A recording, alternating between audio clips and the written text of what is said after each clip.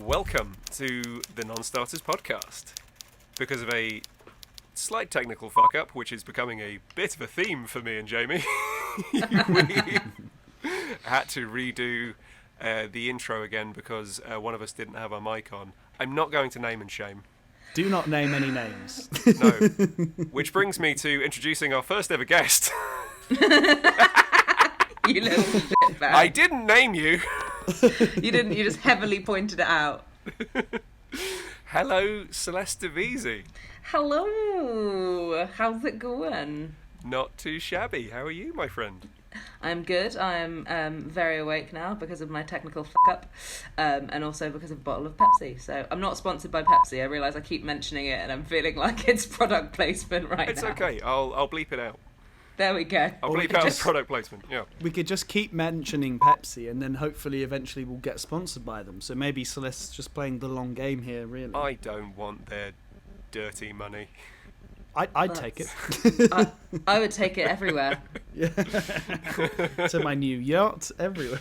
Yep, all of it. Okay. All right. So yes, hello. My name is Aidan Casey. I am an unsuccessful actor-writer. This is a podcast where I read my unsuccessful scripts and the slightly more successful scripts of friends of mine who come to read with me. And two of those friends are here to read something I've written. We Awesome. have my loyal co-host, Jamie Hoskin. Hey there, thanks for having me again. I'm glad that we've got to episode 3 and I'm still here. Haven't been usurped. You've not sort of the puppy love has developed into a deep sort of romantic love between us, so that's good. I mean, you're on thin fucking ice, but you're still here. I was just looking at your face and I was just sort of seeing, oh man, I've made it weird too quickly again. I You don't always know, do, though. That's Yeah, true. I But mean- just to be serious, hey man, it's really good to see you. It's nice Yeah. to be back. I'm looking forward to episode 3. Have you also noticed that it's the 3rd episode and there's 3 of us? There's some sort of beautiful sort of... You think there's just going to be a thing where every episode, like episode 4, there'll be 4, then 5, and then it'll When you get get to- completely out of yeah. hand. Yeah. When it's gonna episode be 53 ridiculous, and it's isn't it? just going to be pain. Well, fortunately, we're using Zoom to communicate with each other, and their capacity goes up to a couple of hundred, so I think we're safe. Excellent, Great. excellent. And if Zoom not a would problem. like to sponsor us, we're also fielding offers. So. Mhm. Yeah. I'll take Zoom's money. Yeah. that feels cleansed. It feels fine. It feels they're bringing people together in a pandemic. Why would I not take their dirty money? Because it's cyber money, so it can't be that dirty, can it? No. That's a good point. Yeah. Shit. And I was about to make a joke, but I'm going to move on. And Celeste de Veazey, hello. Yeah, hello. Celeste, you have the dubious honour of being the very first guest on the Non-Starters podcast. I feel very honoured. First and potentially I mean- last. You absolutely should not feel honoured. First guest and best guest by miles, in my opinion. Oh, personally. well, I Hands mean, down the best guest, yeah. wow, guys. I mean, that Really. must mean a lot. Head and from- shoulders above anyone else. Really. Thank you. We're also taking sponsorship from Head and Shoulders, yes. I'm Celeste. I'm Celeste de Veazey. I'm a non-binary voice actor with not with Jamie. I'm not with Jamie. Me and Jamie trained together. Let me just correct that. We went to school together, and I've done some stuff for Angry Birds and for Audible. The best part of it was having to do my first ever sex scene via voiceover work, which is a lot of this. Making out with the back of your hand, which is really awkward because the person I was doing it with was dead-eyed staring me in the face, and it just felt, and everyone there was very accomplished and just like, so what have you worked on for the BBC? And I'm just sitting there in my tracky bottoms, turned up half hungover, just Making out with the back of your hand. making out with the back of my hand. And that was not when we were recording, that was just me because I was bored. But no, yeah, that's sums me up in a nutshell. Obviously, disclaimer, me and Jamie have both known you before and since you've been identifying as non-binary. So Yeah. if either of us use the wrong pronoun, I will bleep it out like a dirty swear word. I am so enthusiastic about this idea. I really love it, because rather than me being like, oh, it's the wrong pronoun, which I hate doing because also I feel like people should have the space to learn, but bleeping it out like a swear word makes me weirdly enthused in almost an erotic sense. So I want to say thank you for that. Yep, I You're brought very, it. very welcome. Is your birthday coming up at all? It's the middle of June, so 15th of June. Okay, so that gives me time to like find a portable profanity buzzer that you can carry around and just like anytime anyone just get a bleep in there. Yeah, so how are you doing? Oh yeah, she's me. I was gonna say, I don't know if this is just because I'm weird, but for until sort of the last year or so, we've always talked about binary code to do with computing and computers. Obviously, like all storage is ones and zeros, which is binary code. That's all computer memory. So when people say non-binary, like my first thing is I think you're like anti-computer. I am. It means she's neither a zero. Sorry. You see? It means Celeste is neither a 0 nor a 1. That's what it means, right? I like to define as a 0.28, actually. But so Aiden gets the first whoopsie of the day there. Oh, There you go. shit. Well, here you go. Cunt. Yeah. I mean, again, that's like me and Jamie established this before. I should make it clear for any guests. I will be bleeping out fucks, shits, and cunts. Anything else goes. Because I don't want to do that. It's the best thing when you have when you get hip hop songs and all of it's bleeped out and you just go, there's no song anymore. I don't. Yeah. It's just I don't know what it's saying.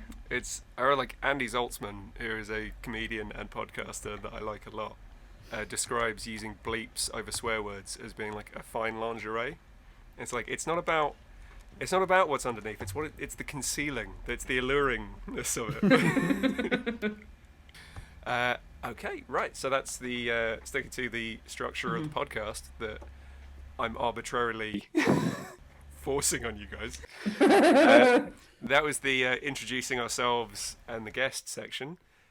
Let's talk about the script this week. Yes, please. What we have this week is a script that I've written. Because I'm a bad host and I won't let the guest bring anything. We've been bugging him and he just won't listen. Not true. Celeste was given the option to bring something. Celeste has brought some original music for us. Well, I haven't because I have not got my guitar. This is the joys of a non-live audio medium, is that you can record something later for me and I can drop it in at the end. Oh, in which case I've totally done that. Well, I leave that in your hands. Whatever you'd like to give me to put I on will. the end I of the will send you. podcast. I can send you something. Yeah. Excellent.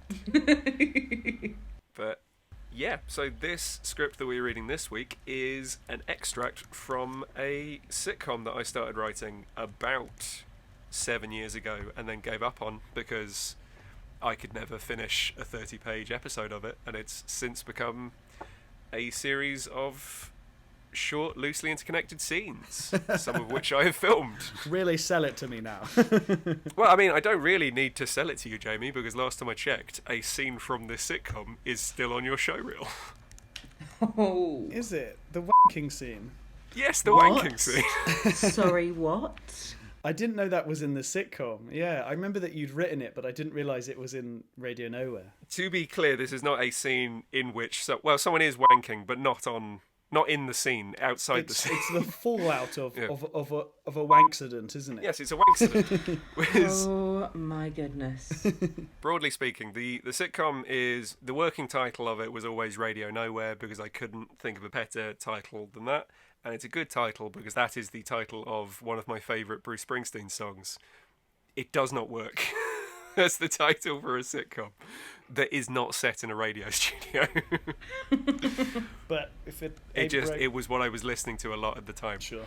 And it's about, broadly speaking, it's about two characters, one of whom is a musician who tours with a band, and the other is his half-brother who is the assistant manager of a music venue, who is sort of struggling to keep the business going after the general manager falls down the stairs and breaks both his legs.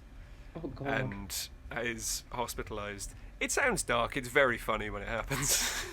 And in the scene when that Jamie was talking about, is a scene in which when the musician brother he's staying with his younger brother at the above the pub, accidentally walks in on him while he's taking care of himself.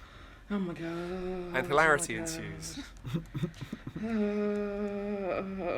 That's why you have locks. I don't know. Yeah, I don't know where I got the inspiration for that. Couldn't tell you. Have no idea. So, Yeah. So Aidan, tell us a bit about the characters and in this scene and what we're playing and what it's all about. Yes, this scene is the morning after. The characters are called Terry and Graham. Graham is the musician. Terry is the bar manager. This is the morning after Graham has rocked up to stay on his brother's sofa. They had to share a bed the night before because Terry's ex-girlfriend, who moved out recently, took all the bedding and a lot of the furniture with them. So,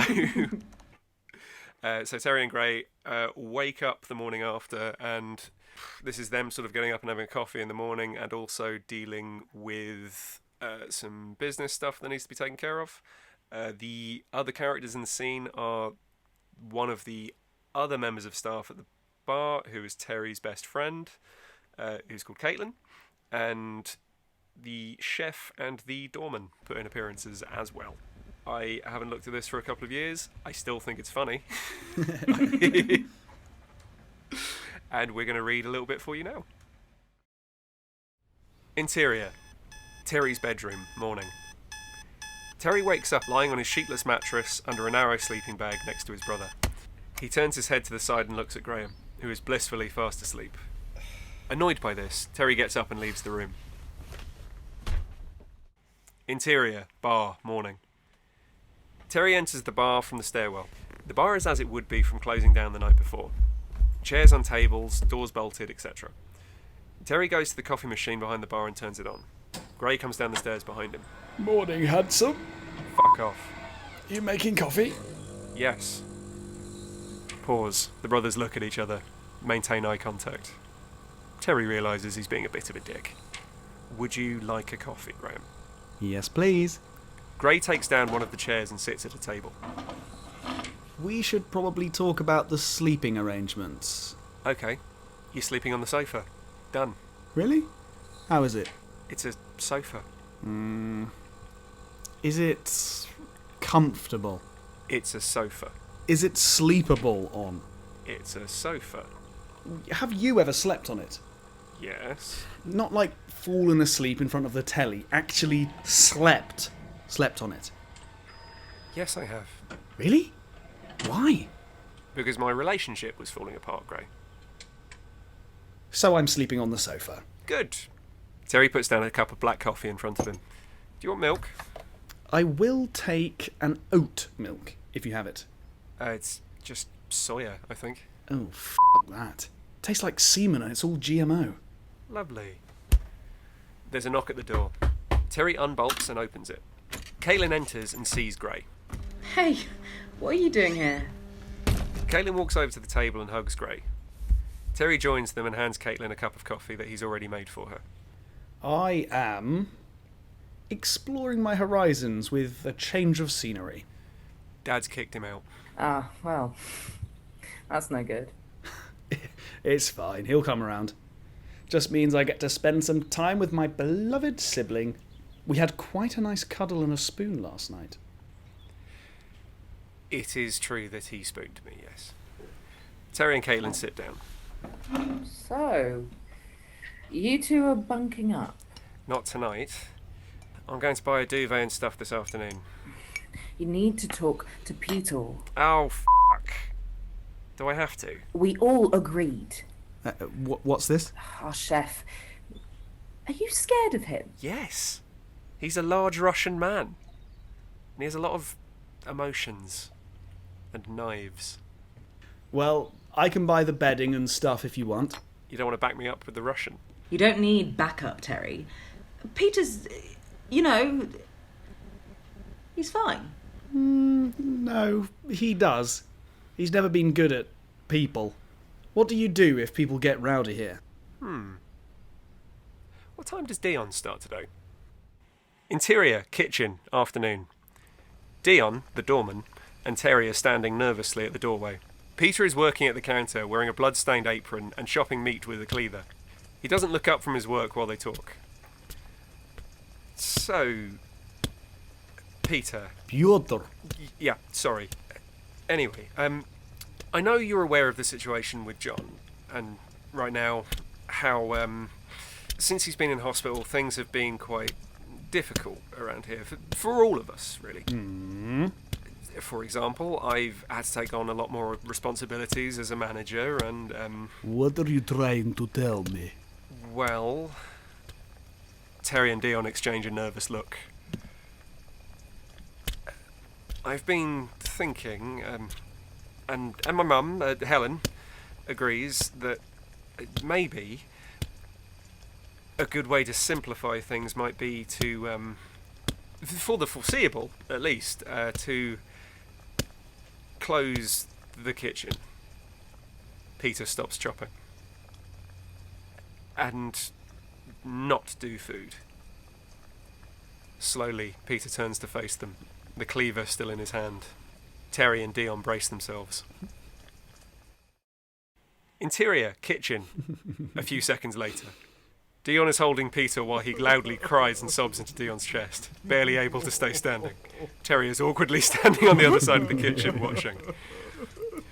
Peter tries to speak through tears as Dion does his best to comfort him. Why? It's okay. It's okay. Why would he do this? This isn't what Terry wants, buddy. Nobody wants this. But why? Why am I being blamed at all? I didn't break John's legs. He has always hated me. Oh, come on. That's not true. Peter looks up at Terry and points.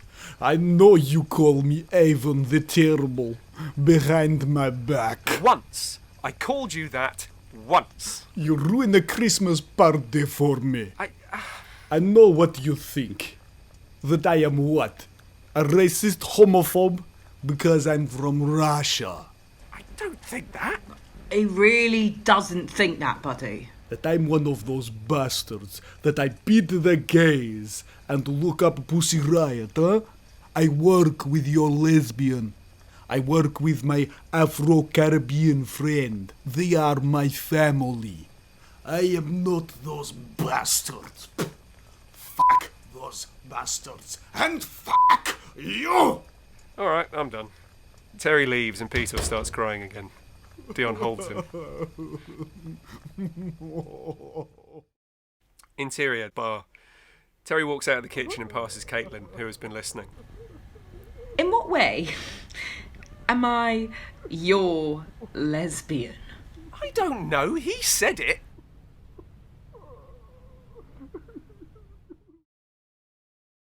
Good stuff. Oh, Good Did you stuff. guys good stuff. Did you guys Thank you for that, guys. enjoy in my last Russian speech there? I sort of went Russian, French, Borat. I literally went Yeah. Molly, and I was like, Yeah, Molly. Just I mean- add as many strange vowels as you can. I've certainly learned that off the cuff Russian is quite tricky. It's harder than you think, yeah. It's because it just so easily goes into generalised Eastern European, and then you're like, is this Russian? Is it Lithuanian? Is it Romanian? Is it Polish? You know what? Is it racist? Definitely the last. Yeah. Yeah. I mean, I really, really enjoyed it. Thank you. Good. Well, yeah. There you go. It's nice. And again, other than, us recording the odd bit of kind of showreel footage, that is the first time that's seen the light of day in quite a long time. And you can definitely tell round about when I was writing this, given the Pussy Riot reference. Yeah. That really dates it. Oh, God, yeah. I was gonna ask, because I wasn't sure. I get the sense that Gray is like the sort of slightly naughty older brother. and he's come to crash, because the way he sort of like inserts himself, like, so the sleeping arrangements, I'm not sleeping on the sofa, right? Like, he sort of feels like he's trying to sort of boss Terry around. We didn't discuss if he's sort of the older or the younger, but he's certainly sort of trying his luck a bit, isn't he? He is the older half sibling, and he is a bit of a chancer. And right, okay, that was my reading of it as well. As well, he's. It doesn't really come across so much in this scene, but like Gray is he's a musician and he tours a lot, and when he's not touring, he lives in his dad's house, and their dad is a sort of old stoner ex-roadie, so is kind of happy to have him, but just on this occasion has heaved him out. So he just sort of rocks up to the bar that his brother helps run and sleeps on his sofa.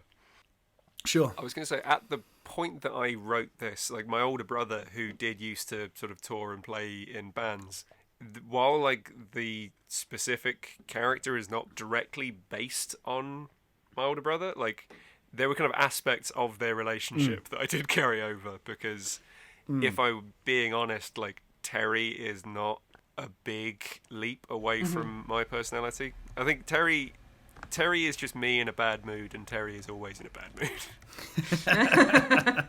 Also, good way to cover your butt, because if your brother hears this and is like, I don't like the brother's role, you're like, well, it wasn't based on you, it was just loosely...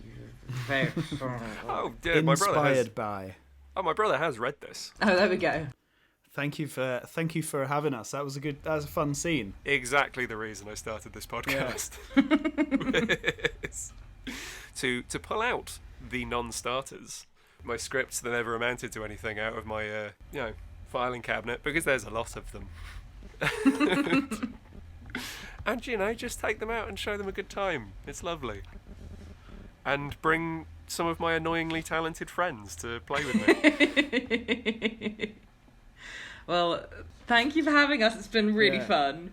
Well, Celeste, I know that you need to shoot off in a minute, and I don't know that there's too much of a post-mortem to do on this script, other than just to say, it saves me a bit of work, because at this point in the show I would say to the guest, and what was your sort of reasonings for how did you end up writing this, that and the other, and some interesting stories about it. There's none of that, don't need to know, other than that I worked in music venues and pubs and things for about 10 years, and my therapy for that was to write stories about some of the people that I worked with. Because some of the things you saw, oh boy. Including an extremely emotionally volatile Russian chef that I worked with. I mean, of all of it, that reads the most true to me. This came out of seeing the ways different places worked, and like the little idiosyncrasies and quirks that different places had, and just sort of gathered all of those quirks together and put them in one place. And we sort of talked before about, like, there were a couple of drafts of the script I wrote where, like, it's where John, the uncle, is the manager there, and that he's working, but then I thought it was more entertaining to just remove him before episode 1 even starts. So it's like the rock is gone, and everybody else is just trying to, like, in free fall, work without. That reminds me of that French film we went to see at the Picture House years ago that I really liked, Little White Lies, with Marion Cotillard. Yeah, that's a great it's that film, sort of thing, isn't it? They're sort of, their central guy is in hospital. He's been knocked off his motorbike, and they all go on holiday, sort of their annual holiday, without him, and it doesn't work. Everything just goes awry a little bit, because they don't have that sort of central pin or piece. And it's a really nice sort of, what's the word? It's a nice structure to work on. Like, there's a piece of this puzzle missing, and how do they all sort of deal with it? Well, yeah, because it's, and I think that's interesting. I mean, I made this joke before, was about Game of Thrones. The thing of, you establish Ned Stark as being, the sort of the glue that holds everyone together. He's the guy that, like, everyone respects and relies on, and then you just take him away, and then everyone else is just trying to get by without the person they trusted most in the world. Sorry, spoilers, he dies. If anyone has not seen Game of Thrones at this point. Oh, Celeste, you haven't? Oh. I haven't seen a single episode, but it's fine. I'm just going to watch it for the so, you know. Okay, cool. Yeah. And the dragons. There's dragons, right? Yeah. I mean, if that's what you need, like, That's all I need. Game of Thrones will more than fill your dragons and f***ing quota. Excellent. That's, yeah. It kind of falls off the good writing quota towards the end, and It's fine. I started watching The Expanse instead because Oh, God. Have you seen the last episode of the season? Yes. I'm sorry, Jamie. Nothing is being said. Nothing is being said. I'm watching the most recent series at the minute of The Expanse, but I'm only a couple of episodes in. I'm really trying to take my time with it because it's so good, and I've rushed through so much of it before. I'm like, no, I'm gonna make it like a fine wine. Like, I'm gonna really enjoy it. I mean, Enjoy I'll it. be talking about The Expanse for the next like 5 episodes because it follows so many of like the best like writing tricks and rules that I know, and it's just it does it perfectly, and I love it. It is wonderful. We will not talk about The Expanse for too long because I know Celeste needs to go. Yeah, thank you so much. Dude, thank you for being here. Thank you for doing that over because we needed to get one good take of the whole thing. I didn't realise it, and I went, I think I fucked this up. I should probably mention it now. I should probably turn the microphone on before we get too far. Sometimes it works. Sometimes It's it good helps. that you. I It's don't good know. that you mentioned Yeah. it though. Yeah. Oh yeah. Oh god. Like I would have had just a horrible time trying to edit this without.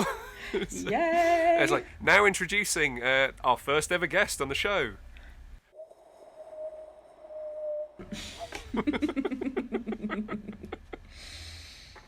Oh, but guys, Yeah, me thank too. you very much, Celeste. Thank you so Lovely to see you. much. Let's quickly do any pluggables. Celeste, if Ooh. people want to find you online and follow you. And follow you. That sounds really creepy. If people want to find you and No, follow you, follow me. Follow me home. Follow me to the park. No, don't.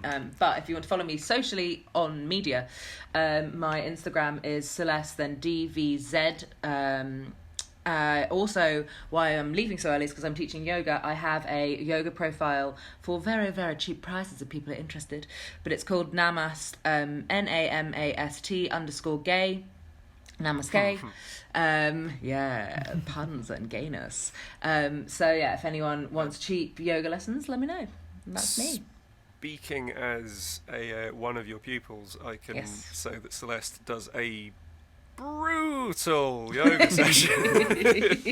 I mean, deeply effective and made me feel much better and sort of limber because I'd been having some shoulder problems for the last couple of months. But you are a scary, scary person. I like the pain. I wish you could see the look that gave us there on the Zoom chat. It was truly Terrifying face. Yeah, I can definitely attest for Celeste's yoga skills as well. I mean, we are taking the piss. Celeste is a very good yoga teacher, and Thank you. if you have the money and you want to support and you want to do some good yoga, check it out. It's great. Gay. Yeah. And Namaste. Jamie, Yes. do you have anything you would like to plug? I'd like to plug a little thing. So there's an audiobook which I'm currently completing and should be on Audible probably by the time you hear this episode, or very soon after. It will be on. I'm recording and editing it as we speak, and in fact, straight after this, I'm going to be doing it.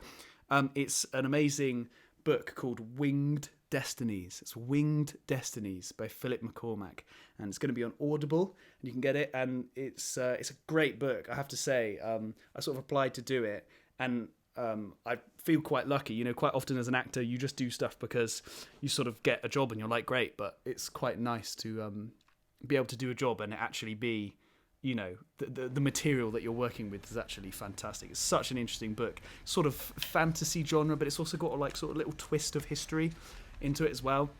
Sort of based in the sort of very late 1800s, and it's fascinating. It's really good. So Winged Destinies, Philip McCormack, and I'm producing it with ACX, which means that as the actor, you're also the producer. So you record all of it and you edit it and you sort of upload it. But what it means is that you get a stake in the. You can sort of arrange different things with it. But I get like a royalty share, so I think I get something like 20% of every Audible sale. So if you go and get Winged Destinies by Philip McCormack, then I might get like a quid or something, which will be great. Because obviously, you don't get paid for it because it's just a royalty share. But every time someone buys it, you get a little bit of cash. So it's a great book. I mean, I'm not paying it, so if anyone wants to... Yeah. So if anyone would like to contribute to Jamie's finances, go buy Winged Destiny, please. You can find me on social media at Aidan M. Casey on Twitter and Instagram. It won't be a thrilling experience for you. I don't use it very much. But I can plug my production company that I co-run with a few of my family members, which is called Rivers Meat Productions. Jamie and Celeste have both contributed to projects that we've done, and you can hear Celeste's voice performing in upcoming short video that we're doing that Jamie helped film. So, keeping it in-house. Keep it in the family. Rivers Meat Productions on Instagram. The logo is a picture of an R with some swirly stuff coming out the sides. It looks very pretty. I didn't design it. I like it. Guys, thank you so much. You're so welcome. We'll sign off there. Celeste, namaste. Namaste. Thank you for being here. Please come back and read some more things with us. And I would love to. As the credits roll, we're going to go right into your song. Thank you, guys. Miss your faces.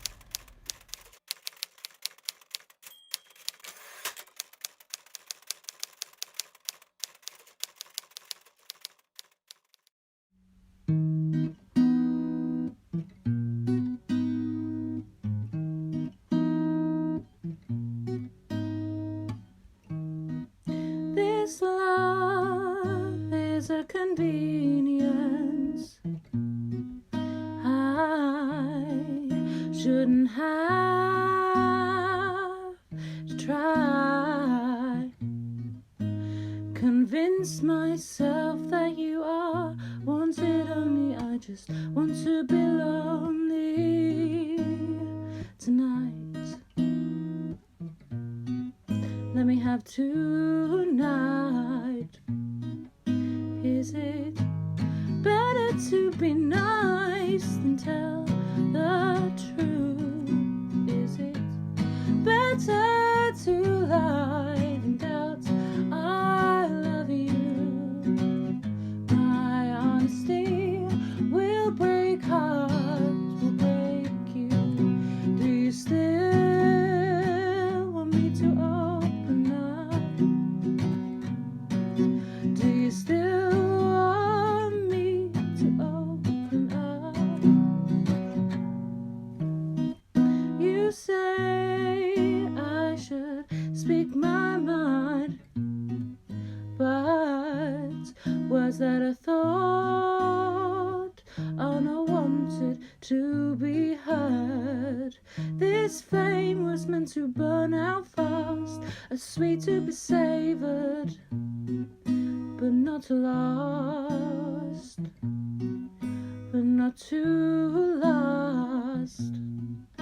Is it better to be nice than tell the truth? Is it better to lie than doubt I love you? My honesty will break heart, will break you. Do you still want me to open up? Is it better to be nice than tell the truth?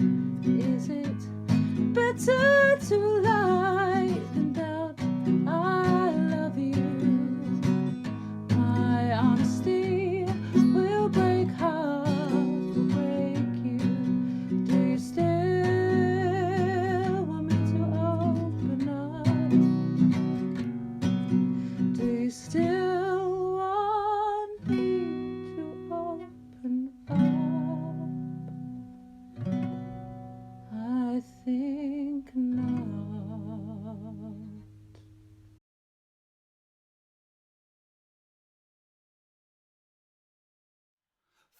fuck those bastards, and fuck you! Went a bit French there, didn't you? I'll just try one more. Yeah. How late are we? Oh, it's not that late. The neighbours can deal with it.